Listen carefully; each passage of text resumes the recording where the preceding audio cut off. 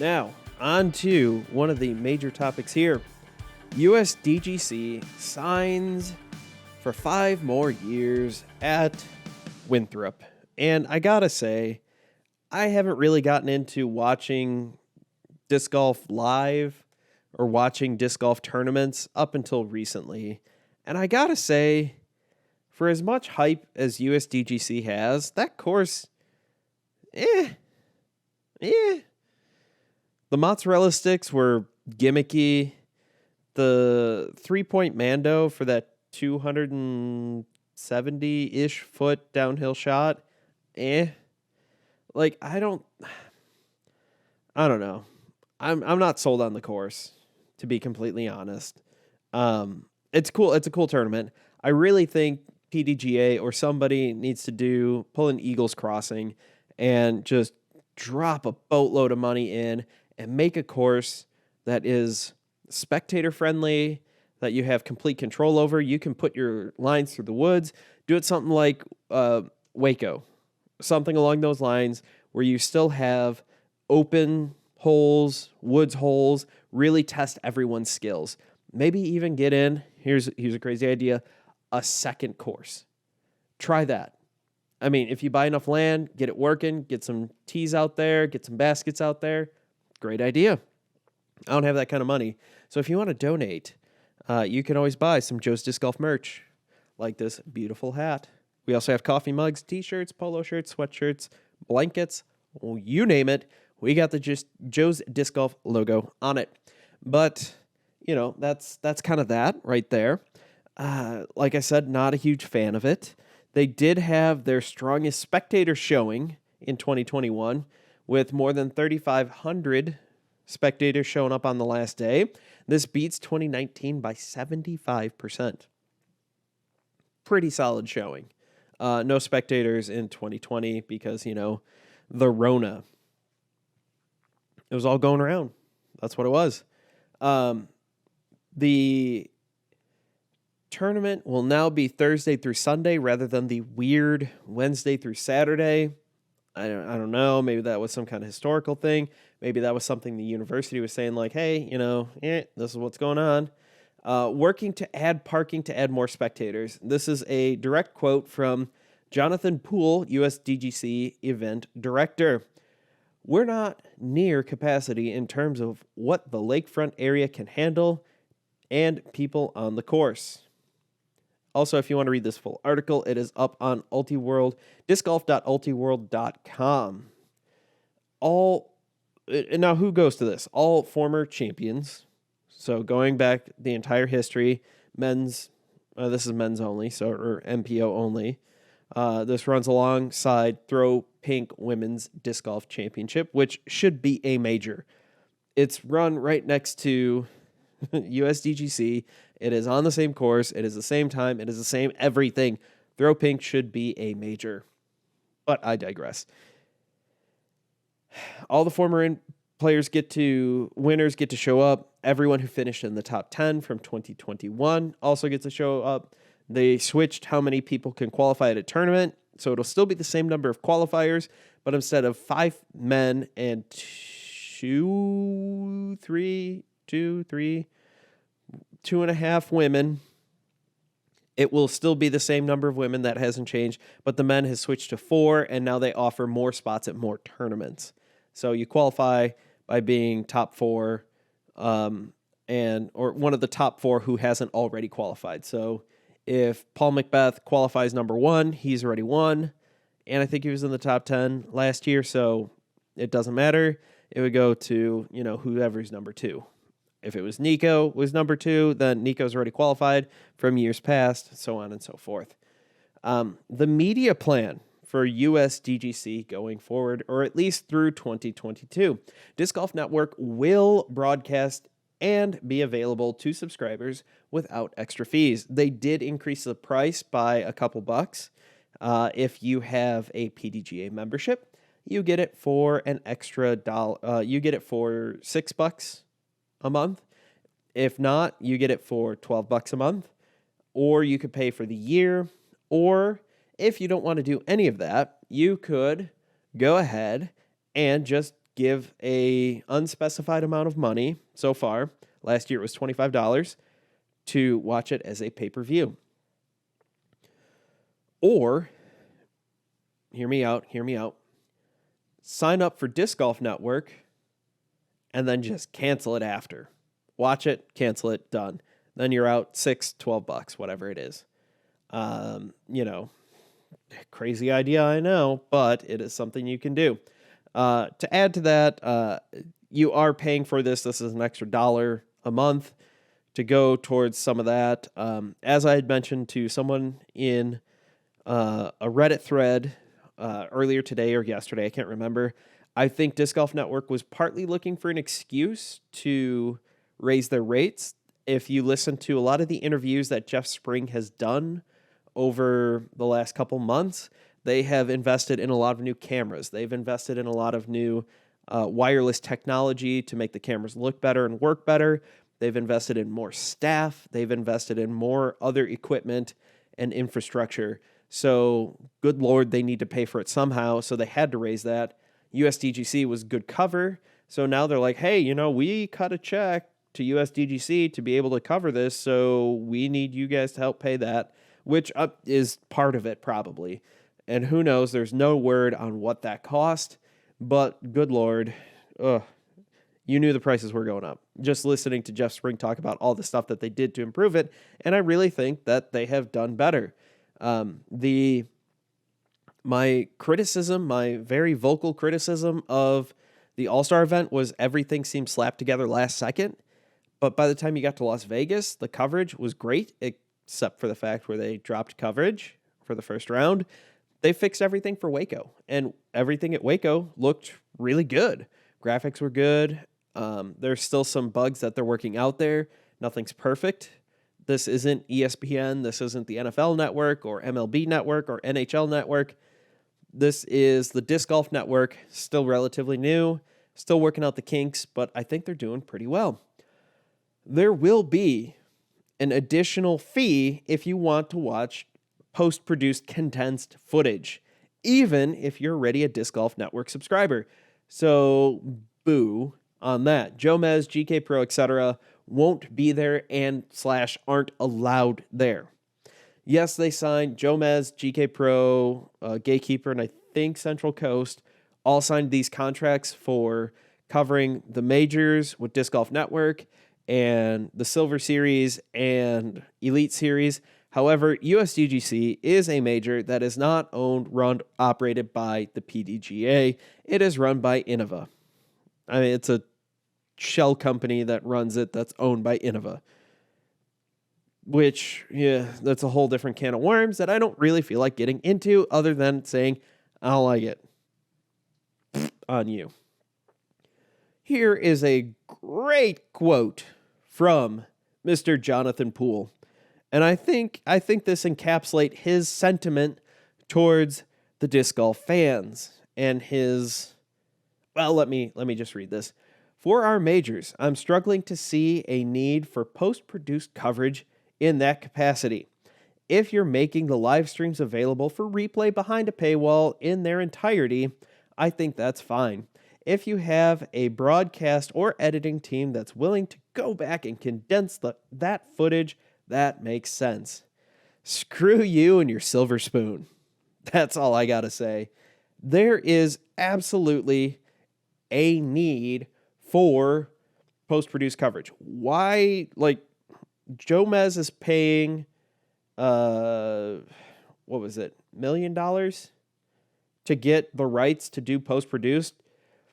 Why not charge Jomez some ungodly amount of money? Because that's what you want. You want this. You're not letting Disc Golf Network subscribers watch the condensed version, and you think that this is a good idea. Huh. You've got your head so far up your rear end, you're wearing your small intestine like a wizard's hat. That is just my personal opinion there. Poole expects viewership to double this year. He said that moving to allowing Disc Golf Network subscribers access by allowing them to access USDGC. Oh, thank you, sir, for allowing me to watch this tournament. Thank you, thank you, thank you. Really need to get away from. We need to move USDGC. That's my opinion right there. It needs to go. I don't think it needs to be a rotating major, but I think we need to create a course, find a course, whatever. W.R. Jackson at the IDGC. It's a good candidate there. Just throwing that out there. But someplace where it can be established, we can start building that history, we can start building those memories, and in a couple of years, it's not a big deal. I think this is not going to end well at Winthrop on this college campus. I don't think it will. I wasn't a fan of it last year, and yeah. Oh, welcome, Dragon Wagon. I don't know when you sent that, but welcome. But I wanted to see when you sent it, but YouTube, why would you want to put a timestamp in there? That's just stupid. Stupid. But back to my post-production rant. I watch live disc golf. I also watch some post-produced stuff because, fun fact, as I've mentioned, I have a daughter. I also have a job.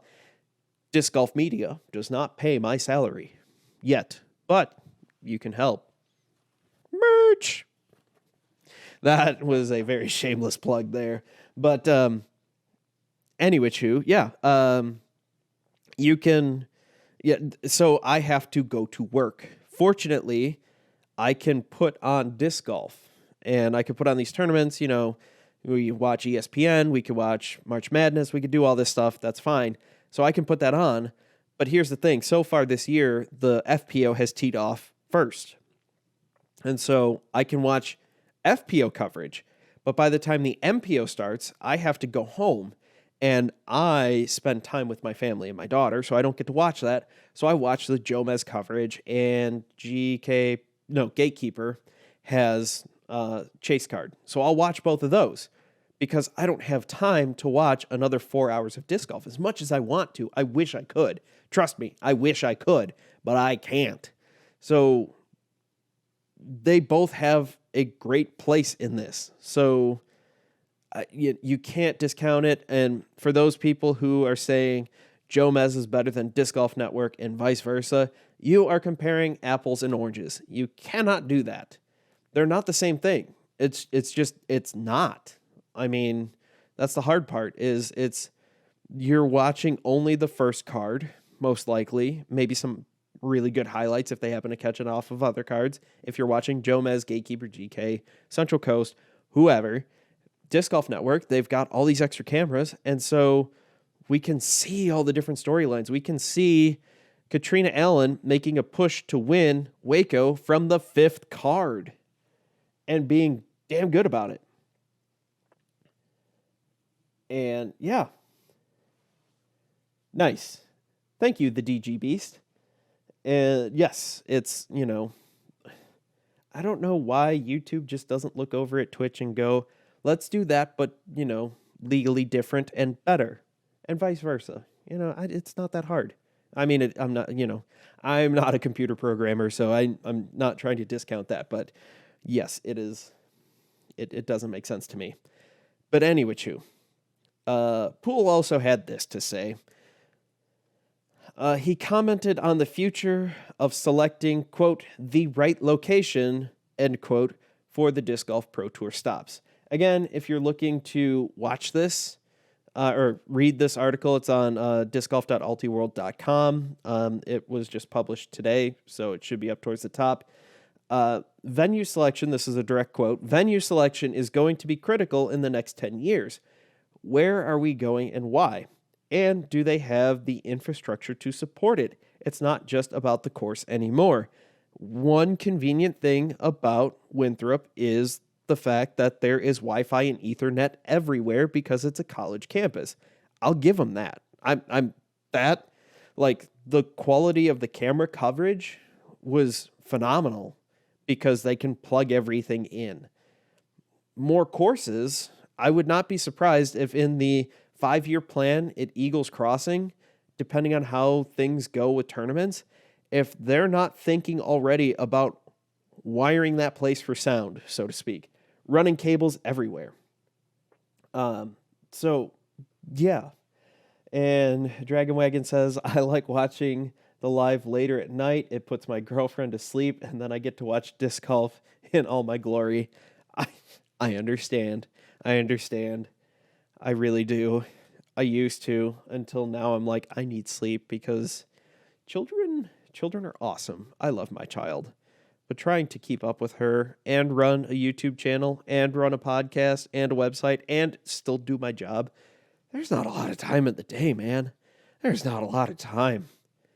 But yeah, I wouldn't be surprised if that's something going forward. Like, there is a course in Fort Wayne that I think would be pretty solid for Silver Series. I played two of the courses that happen to be Silver Series, Delwood, Clash of the Canyons, and then a former, it's up in Michigan, not Toboggan, it's Silver Series. Toboggan's on my hit list for this summer. Bucket list, not hit list. That's a very different list. I'm also trying to get to families taking a vacation. I want to get out to Flip City, Michigan. We're going up that way. It's only a couple hours out of the way. Trying to convince my wife that she wants to do that. We'll see how that goes. Fingers crossed. There is a course here, Tillman Park, that I think would be a solid Silver Series course. They're working on a seminary course, which is going to be championship level over 10,000 feet. I mean, they have one hole, it's 1,100 feet, and it's not a very wide fairway lined with tall pine trees and OB on the right, and the left side has sporadic trees, so you really got to lace something up the gut for the most part. I mean, the fairway is probably 40 feet wide. It's awesome. It is a blast. I love playing that course, and I'll love it even more once they get the concrete tee pads in. But they're going to do concrete with AstroTurf on the top, and it is glorious. So yes, again, coming back to the whole USDGC thing, like I said, I'll give Winthrop the win. I'm not here to just like automatically poo-poo everything. I don't think Winthrop's going to be a good course in the next 5 to 10 years. I think our pros are already starting to outgrow it. And that's why they have to do this gimmicky mozzarella stick crap and all this other stuff and constantly changing the course. I get changing things a little bit here and there, but this is, I don't know. I don't know, man. Yeah, as I've made it known, I'm not a huge fan of Winthrop as the course for that kind of stuff, but that's how that goes. Moving on to our last topic here. And if you have any questions, comments, concerns, screams of pain, please shout them out in the chat, YouTube or Twitch. MPO, FPO fields are stacked, as I mentioned a little bit earlier. And